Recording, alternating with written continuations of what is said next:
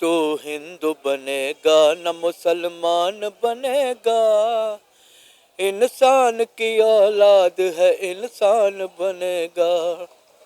तो बदले हुए वक्त की पहचान बनेगा, इंसान की औलाद है इंसान बनेगा। ये दीन के ताजर ये वतन बेचने वाले, वतन बेचने वाले, ये दीन के ताजर ये वतन बेचने वाले, इंसानों की लाशों के कफन बेचने वाले, कफन बेचने वाले, इंसानों की लाशों के कफन बेचने वाले। ये महलों में बैठे हुए कातिल ये लुटेरे, मजरूह पे लिखे हुए कांटों पे बसेरे, मजरूह पे कांटों पे लिखे हुए बसेरे। मैं इनके लिए मौत का ऐलान बनूंगा, इंसान की औलाद है इंसान बनेगा। तो हिंदू बनेगा न मुसलमान बनेगा, इंसान की औलाद है इंसान बनेगा। बांग्लादेश एक बार फिर से एहतजाजों की आग में जलता हुआ नजर आ रहा है और मोहम्मद यूनुस की उल्टी गिनती शुरू हो चुकी है। वजह है अवामी लीग। जब 5 अगस्त 2024 को शेख हसीना वाजिद का तख्ता पलटा तो अवामी लीग ने एक लंबे अरसे के लिए खामोशी साध ली थी, लेकिन अब एक लंबी खामोशी के बाद अवामी लीग ने बांग्लादेश में एक बार फिर से हलचल मचा दी है और हलचल भी ऐसी कि सीधा सीधा मोहम्मद यूनुस से इस्तीफा मांग लिया गया है।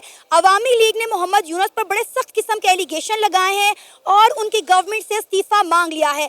अवामी लीग का कहना है कि फरवरी का पूरा महीना हम बांग्लादेश में प्रोटेस्ट करेंगे, जिसके बाद बांग्लादेश में एक नया रेवोल्यूशन आएगा। लेकिन अगर मैं आपको बताऊं कि कल रात से ही बांग्लादेश में एहतजाजों का सिलसिला शुरू हो चुका है। बहुत बड़ी तादाद में बांग्लादेश की आवाम सड़कों पर निकल आई है, मार धाड़ हो रही है, शेलिंग हो रही है। इस वक्त बांग्लादेश के हालात आउट ऑफ कंट्रोल हो चुके हैं। इसी मुद्दे पे बात करेंगे आज की इस वीडियो में, तो आइए चलिए हमारे साथ। अस्सलाम वालेकुम। वालेकुम सलाम। मैम सर क्या नाम है आपका? वसीम हैदर।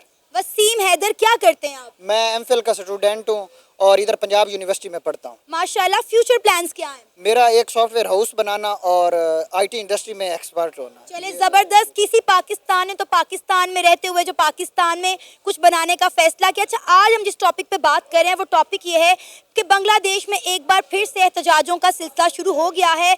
जो अवामी लीग है, जो शेख हसीना वाजिद की जमात थी, वो एक बार फिर से एक्टिव हो गई है और उन्होंने आते ही जो है तहलका मचा दिया है और मोहम्मद यूनुस से उन्होंने इस्तीफा मांग लिया और बड़े सख्त एलिगेशन लगाए गए हैं मोहम्मद यूनुस पर। मैम जो यूनिस है, मोहम्मद यूनिस है, उसकी अब गवर्नमेंट आ गई है। वो जब तक इलेक्शन नहीं होते वो उनका वज़ीर आज़म है और वो मौजूद रहेगा। उसकी जो मेन जिम्मेदारी है वो इलेक्शन की तरफ लेके जाना। और जब इलेक्शन लेट होते हैं तो वो क्या होता है कि अवाम के अंदर इख्तलाफात शुरू हो जाते हैं। जिस तरह पाकिस्तान में जिस तरह से इलेक्शन लेट हुए थे तो अवाम की जो नज़रें थी वो इलेक्शन की तरफ ही थी।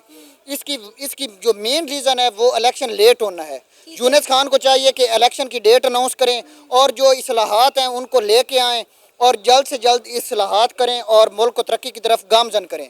सर तरक्की की तरफ तो मुल्क नहीं जा रहा ना। देखिए, शेख हसीना वाजिद का तख्ता पलटे कोई 6 से 7 महीने हो गए हैं।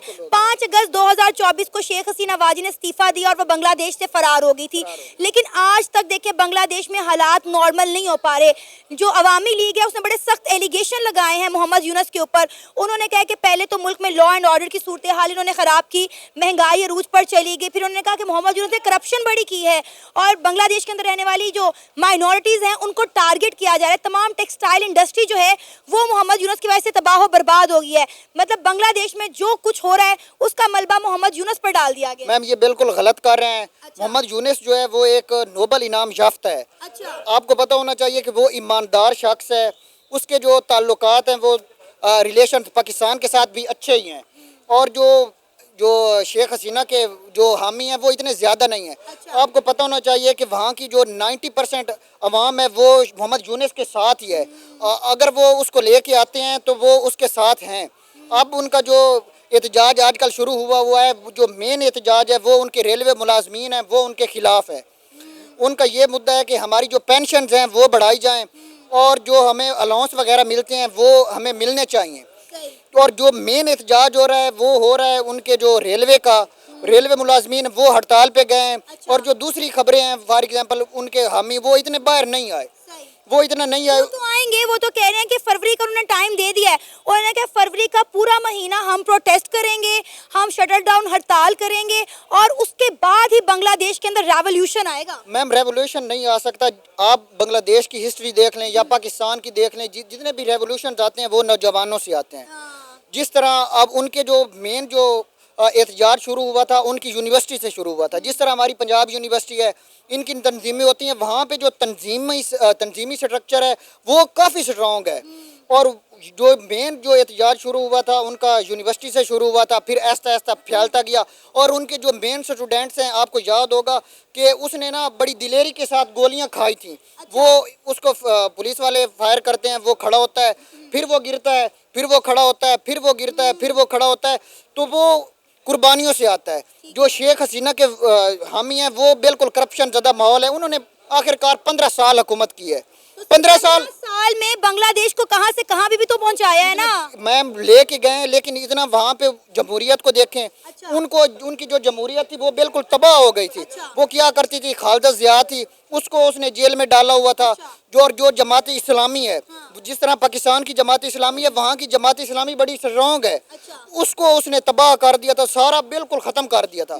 اب جب جماعت اسلامی والے ہو گئے یا خالدہ ضیاء والے ہو گئے, ان کو خالدہ ضیاء آلموسٹ 5 سے 6 سال تو جیل میں رہی ہے. جتنے بھی الیکشنز ہوئے ہیں وہ کیا کرتی تھی, جتنی بھی اس کی اپوزیشن تھی, اپوزیشن کو تو اس نے ختم کر دیا تھا. اپوزیشن کو ختم کرنے کی وجہ سے عوام کے اندر اتنی نفرت پیدا ہو گئی تھی کہ یہ جو الیکشن ہوئے تھے 3 منتھ پہلے یا 6 منتھ شیخ حسینہ کی واجد کی حکومت گرنے سے پہلے, سال یا 6 مہینے پہلے شروع ہوئے تھے, تو وہ بالکل ختم ہو گئے تھے. اور آہستہ آہستہ جب سے وہ الیکشن انہوں نے کرپشن کی, دھاندلی کی, تو عوام اس کے خلاف ہو گئی تھی. اور اسی وجہ سے وہ روڈوں پہ آئے تھے اور انہوں نے احتجاج کیا تھا. اور شیخ حسینہ کے وہ بیڈ روم تک پہنچ گئے تھے. آپ کو پتہ ہے میم, ہم نے دیکھا, ہم نے وہ تمام مناظر دیکھے. وہ ان کی جب اس نے دیکھا کہ جو ان کا شہنشاہ تھا فار ایگزامپل, وہ بادشاہوں کی طرح رہتی تھی, اور جو غریب عوام تھی وہ بیچاری ٹوٹے. بیسیکلی وہاں کی عوام, وہاں کی جو یوتھ نکلی تھی نا, وہ اس کوٹا سسٹم کے خلاف نکلی تھی. جو 1971 میں جنہوں نے قربانیاں دی تھی, ان کی فیملی کو جو کوٹا سسٹم دیا جاتا تھا, وہ یوتھ اس کوٹا سسٹم کے خلاف نکلی تھی. اور دیکھتے ہی دیکھتے میں کہتی ہوں بنگلہ دیش کے حالات بدل گئے. آپ کو پتہ ہونا چاہیے کہ میم 1971 میں کچھ لوگوں نے جو قربانیاں دی تھی, تو وہ ان کو ملازمتوں میں ان کا ہوتا تھا 30% یا 40%. ان کو پینشن ملتی تھی. ساری جو ان کی جو تھی نا پراپرٹی وغیرہ یا جو بھی تھا ان کا, وہ انہی کو ملتا تھا, کوٹا والا سسٹم. اور اسی کے خلاف مین جو وجہ بنی تھی وہ کوٹا سسٹم کی بنی تھی. اور جب اسٹوڈنٹ نکلے تھے, پھر تو بعد میں ان کی جو سپریم کورٹ ہے اس نے کوٹا سسٹم ختم بھی کر دیا تھا, لیکن پھر بھی اسٹوڈنٹس کو پتہ چل گیا تھا کہ یہ ان کو رضاکار جو ان کے تھے انہی کو وہ فائدہ پہنچا رہی تھی, اور عوام کو کوئی فائدہ نہیں تھا. عوام جو تھی غربت میں جا رہی تھی, اور جتنے بھی حالات تھے وہ بد سے بدتر ہوتے جا رہے. اسی وجہ سے آئے تھے. ہم مانتے ہیں شیخ حسینہ واجد کی کچھ پالیسیاں وہاں کی عوام کو پسند نہیں تھی. وہاں کی یوتھ اٹھی اور انہوں نے شیخ حسینہ واجد کی گورنمنٹ کو جو ہے وہ بدل کے رکھ دیا, اور انہیں مجبور کر دیا کہ وہ استعفیٰ دیں اور انڈیا بھاگ جائیں. آپ مجھے بتائیں کہ 5 اگست 2024 کو شیخ حسینہ واجد کی گورنمنٹ ختم ہو گئی تھی, پھر آج تک بنگلہ دیش میں احتجاج کیوں ہو رہے ہیں؟ بنگلہ دیش کے آپ معاشی حالات دیکھیں کہاں سے کہاں پہ پہنچ گئے ہیں. اب تک کی ویلیو دیکھیں, آپ دیکھیں بنگلہ دیش میں ٹیکسٹائل انڈسٹری تباہ و برباد ہو گئی, اور انڈیا کو آنکھیں دکھا رہے ہیں وہ انڈیا جس نے بنگلہ دیش کو ہمیشہ سپورٹ کیا. 1971 میں بھی پاکستان کی آرمی کو انڈیا کی آرمی کے سامنے لا کر کھڑا کرنے والا یہی بنگلہ دیش تھا, جسے مشرقی پاکستان سے جو ہے وہ بنگلہ دیش بننا تھا. میم آپ نے بات کی ہے ٹکے کی. ان کی جو ٹکے کی ویلیو ہے وہ ہم تو کہتے تھے کہ یہ 2 بندے کا ٹکا ہے, یہ 2 ٹکے کا بندہ ہے, تو آج بھی اس ٹکے کی ویلیو 4 روپے کے قریب ہے. ہمارا 1 روپے بنتا ہے, ان کے 4 روپے بنتے ہیں. اور دوسرا سوال رہا کہ آپ کی انڈیا نے بڑی مدد کی. میم انڈیا کے اپنے مفادات تھے. آپ کو پتہ ہونا چاہیے کہ وہ ان کی جو دوسری ریاستیں ہیں, آپ میپ پہ دیکھیں تو وہ کافی دور ہیں. وہ ان کی جو چکن نیک ہے اس کے بارے میں بھی آپ کو پتہ ہوگا کہ وہ اوپر سے چکن نیک کے اوپر سے گزر کے جاتے تھے. اب انہوں نے ریلوے نظام ان کا جو تھا, ان کا دریائی نظام تھا, جتنا بھی تھا, انڈیا کے اپنے مفادات تھے. اسی وجہ سے انہوں نے 1971 میں پاکستان کے خلاف ان کو بھڑکایا تھا اور پاکستان کے مقابلے میں لے کے آئے تھے. تو اب ان کے جب انٹرسٹ تھے وہ شیخ حسینہ سے پورے ہو رہے تھے, تو اسی وجہ سے وہ اسی کو سپورٹ کر رہے تھے. خالدہ ضیاء کی جو حکومت تھی وہ پھر بھی پاکستان کے فیور میں تھی, اور جو خالدہ ضیاء کی حکومت تھی اس میں پاکستان کے ان کے ساتھ ریلیشن بھی تھے, پرویز مشرف بھی گئے تھے. اور جو بنگلہ دیش والے اب بھی ہم سے پاکستان والوں سے ڈیمانڈ کر رہے ہیں کہ آپ نا ہم سے معافی مانگے. ہمارے پرویز مشرف نے مانگی تھی, لیکن ہماری گورنمنٹ کو بھی چاہیے ان کے ساتھ ان کے جا کے کہیں کہ ہم نے قتل عام کیا تھا. ہماری جو 1971 میں ہم نے جو بیسیکلی ہم نے قتل عام کیا تھا, تو انڈیا کے مفادات تھے, اسی وجہ سے وہ شیخ حسینہ کے خلاف تھے, ان کے ساتھ تھے. اور جب تک اپنے مفادات ہوتے ہیں تب تک ہوتا ہے. اب ان کے وہ جو شیخ حسینہ ہے اب ان کے پاس ہے, اسی وجہ سے بنگلہ دیش کے جتنے بھی ان کی فوج ہے وہ بھی اب ان کے خلاف ہو گئی ہے. سر اب تو ہم جو ہے وہ بنگلہ دیش کی مدد کر رہے ہیں. آپ دیکھیں کہ پاکستان نے اپنی آرمی بھجوائی ہے بنگلہ دیش میں. جس چکن نیک کا بھی آپ نے ذکر کیا, ہم نے اس چکن نیک کے قریب جو ہے انڈین چکن نیک کوریڈور کے قریب پاکستان کی آرمی کو تعینات کر دیا ہے. اور اب آپ دیکھیں کہ ہم انہیں اسلحہ دے رہے ہیں, ہم انہیں چینی دے رہے ہیں, ہم انہیں کھانے پینے کی چیزیں جو ہیں وہ بھجوا رہے ہیں, اور محمد یونس کے ساتھ ڈفرینٹ جو ہے وہ ٹریڈنگ ڈیل جو ہے وہ سائن کر رہے ہیں. لیکن آپ یہ بات نہ بھولیں کہ جو بنگلہ دیش انڈیا کا نہیں بنا وہ ہمارا کیسے بنے گا؟ میم وہ ہمارا پہلے بھی خونی بھائی تھے, ہمارا ان کے ساتھ بھائی چارہ تھا. ہم بیسیکلی جو آزاد ہوئے تھے وہ بھی آزاد ہوئے تھے, اور ہم بھی آزاد ہوئے تھے لا الہ الا اللہ محمد رسول اللہ پہ آزاد ہوئے تھے. ان کا نظریہ بھی اور ہمارا بھی نظریہ ایک تھا. اور جو ہمارے درمیان مختلف صورتیں پیدا ہو گئی وہ ہمارے خلاف ہو گئے, تو اس کی وجہ تھی ہمارے بھی کچھ گناہ تھے. ہم بھی ان کے ساتھ ویسا برتاؤ نہیں کرتے تھے, ہم ان کو اپنے آپ سے گھٹیا مانتے تھے, ہم ان کو اپنے آپ سے اپنے برابر نہیں لے کے آتے تھے. اگر ہم نے فار ایگزامپل ترقی کرنی تھی تو ہم جس طرح اب لاہور کو ہم ترقی کی طرف لے کے جا رہے ہیں, باقی جو دوسرے پنجاب ہیں, پنجاب کی اضلاع for example D G Khan ہو گیا, تو ہم اس کو بیکورڈ پہ لے کے گئے تھے. تو وہ اسی وجہ سے ان کے اندر حسرت ہوتی تھی کہ یہ جو مغربی پاکستان ہے اس کو ترقی کی طرف لے کے جا رہے ہیں, اور جو مشرقی ہے اس کو تنزلی کی طرف لے کے جا رہے ہیں. تو اب جو دوسرا سوال آپ کا رہا کہ ہم نے ان کی تعیناتی کر دی ہے, تو ہمارے تو ان کے ساتھ پہلے بھی ریلیشنز اچھے تھے. اب ہم ان کو ٹرین کریں گے, ان کو اسلحہ دیں گے. ہمارے پاس نیوکلیئر ہمارے ویپنز ہیں. ان کے جو کچھ جرنلسٹ ہیں, جو یونیورسٹی کے پروفیسرز ہیں, وہ تو کہہ رہے تھے کہ ہم کو پاکستان کے ساتھ ڈیل کر لینی چاہیے کہ ان کے ساتھ نیوکلیئر ہمارے جو ایسٹ ہیں ان کو بھی دیں, اور ان کو فار پروٹیکشن, کیونکہ اب انڈیا جو ہے ان کے خلاف ہو گیا جب سے محمد یونس کی حکومت آئی ہے. اور جب سے محمد یونس کی حکومت آئی ہے تو اس کے کافی ریلیشن پاکستان کے ساتھ, رشیا کے ساتھ, رشیا نے بھی اپنا پاور پلانٹ ادھر جو تھا نیوکلیئر وہ لگایا ہے. تو اس وجہ سے ہمارے جو ریلیشنز ہیں ان کے ساتھ بنگلہ دیش بھی چاہ رہا ہے کہ ہم ہر کسی کو فار ایگزامپل دشمن نہ بنائیں. پہلے وہ پاکستان کے خلاف تھے, تو اس کی وجہ تھی وہ شیخ حسینہ تھی, وہ انڈیا کو پریفر کرتی تھی, کیونکہ 1971 میں جب ہمارے ان کے ساتھ تعلقات خراب ہوئے تھے انڈیا نے ان کی مدد کی تھی. انڈیا نے وہاں پہ اپنی فوج بھیجی تھی, اور اس کے بدلے انہوں نے کلکتہ بھی مانگا تھا, اور جو کلکتہ گیا تھا ادھر وہ اسی کے بعد میرے خیال سے گیا تھا. سر ابھی بھی آپ دیکھیں کہ بنگلہ دیش جو ہے وہ انڈیا کے بارڈر پر جو ہے اپنی آرمی تعینات کر رہا ہے, ڈرون تعینات کر, اور انڈیا کو آنکھیں دکھاتا رہا ہے. پچھلے دنوں انڈیا کو کہتا رہا ہے کہ ہم آپ کے کئی علاقوں پر قبضہ کر لیں. اب دیکھیں کہ بنگلہ دیش اتنا سا پنا سا ٹڈا سا ملک ہے, چھوٹا سا ملک ہے انڈیا کے سامنے, اور انڈیا کو کیسے بڑھ چڑھ کے جو ہے وہ آنکھیں دکھا. میم آپ کو پتہ ہونا چاہیے کہ وہ مسلمان ہے, اور جو مسلمان ہوتا ہے وہ اس کا وسائل کی طرف نہیں ہوتا. آپ کو یاد ہوگا, اور آپ کی ہسٹری پڑھی ہے کہ 313 صحابہ کرام نے جو کفار مکہ تھے ان کو تباہ و برباد کر کے رکھ دیا تھا, اور ہم جیت گئے تھے. اور وہاں کے مسلمانوں میں, تب کے مسلمانوں کے رب کے مسلمانوں میں بڑا فرق ہے. پھر بھی جذبہ ہے, ہمارے اندر جذبہ ہے. فار ایگزامپل آج ہمارے ساتھ انڈیا اعلان جنگ کر دے تو آپ بندوق لے کے میں تو پہنچ جاؤں گا, اور یہ جو میرے دوست کھڑے ہیں یہ بھی تیار ہیں, بندوق تیار ہیں, بالکل تیار ہیں. ہم لڑنا کیوں ہے, کیوں لڑنا ہے؟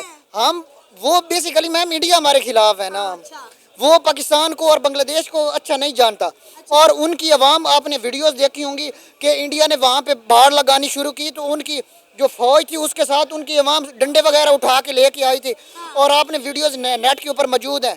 تو ان کی عوام جو ہے اگر جس ملک میں عوام کا پریشر ہوتا ہے اس کی فوج ان پہ عمل کرتی ہے، اور ان کی جو عوام ہے وہ بیسیکلی ڈنڈے اٹھا کے خود ان کے ساتھ لے کے آ گئی تھی اور ان کو باڑ وغیرہ لگانے نہیں دی تھی، اور انہوں نے دھمکی دی تھی کہ یہ جو آپ نے قبضے کیے ہوئے ہیں یا جو کیے ہوئے ہیں ہم آپ کو اڑا کے رکھ دیں گے۔ وہ چھوٹا سا جو ملک ہے میم اس کے اندر جذبہ ایمانی ہے، تو وہ انڈیا کے خلاف ہے، وہ کافی اس کے اتنا کمزور بھی نہیں ہے۔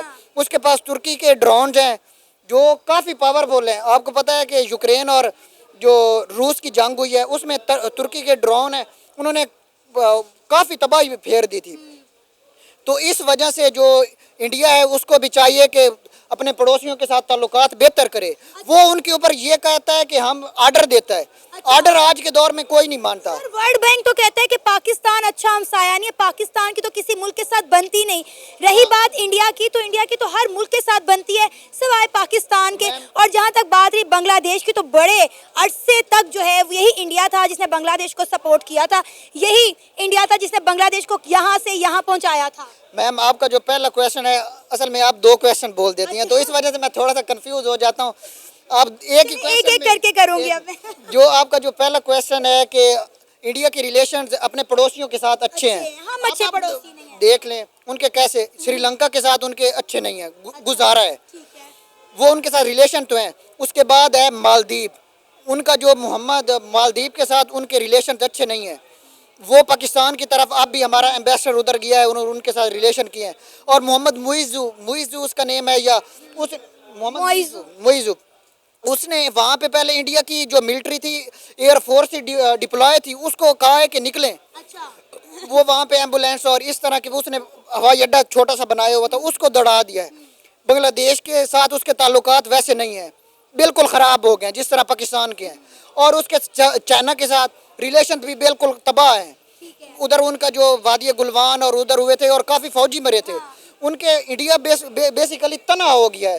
اور جو پاکستان ہے انڈیا تنہا ہو رہا ہے میم، اس کے نہ کرے سر، نہ کرے، اتنا بڑا جھوٹ نہ بولے، وہ بولے جو ہضم ہو سکے۔ نہیں میم، انڈیا بیسیکلی تنہا ہو گیا ہے۔ اس کے جو ہیں جو ریلیشنز ہیں وہ کوارڈ جو گروپ ہے اس کے ساتھ اچھے ہیں، اور برکس کے ساتھ برکس میں تو وہ شامل ہے، اور کوارڈ میں تو وہ شامل ہے بالکل۔ ہم کہاں ہیں؟ ہم نہ کوارڈ میں ہیں، نہ برکس میں ہیں، نہ ہم G5 میں ہیں۔ میم جو کوارڈ گروپ ہے بیسیکلی وہ انڈیا کو چائنا کو انکاؤنٹر کرنے کے لیے بنایا گیا ہے، اور جو اس میں جاپان ہے، آسٹریلیا ہے، امریکہ ہے اور انڈیا ہے، لیکن وہ بھی اتنا کامیاب نہیں ہو رہا۔ اور اس کے بدلے جو چائنا ہے وہ پاکستان کو سٹرونگ کر رہا ہے، اور وہ جو پاکستان ہے ابھی آپ کو پتہ ہوگا کہ ہم نے ابدوزیں وغیرہ بھی لی ہیں، اور ہمارے جو کافی جہاز ہیں وہ بھی آ گئے ہیں، اور ہمارے جو گوادر ہے بیسیکلی ہم نے ڈیولپ کیا ہے کہ فار ایگزامپل ملٹری پرپز کے لیے بھی ہم اس کو یوز کر سکتے ہیں۔ اور جتنا بھی مڈل ایسٹ ہے اس کو تیل کی تجارت ہوتی ہے، جب بھی ہم انڈیا کا تیل روکنا چاہیں تو ہم روک سکتے ہیں، کیونکہ وہ پاکستان کے سامنے سے ہی گزر کے جاتا ہے میپ کے۔ تو روکے نا، کس نے کہا ہے؟ کیوں نہیں روکتے آپ؟ ہم بیسیکلی امن پسند لوگ ہیں، ہم لڑنا ایک طرف کہتے ہیں ہمیں جذبہ بہت ہے، ہم انڈیا کی اینٹ سے اینٹ بجا دیں گے، دوسرا کہتے ہیں ہم امن پسند لوگ ہیں۔ یہ معاشرہ کیا ہے؟ ایک طرف رہنا۔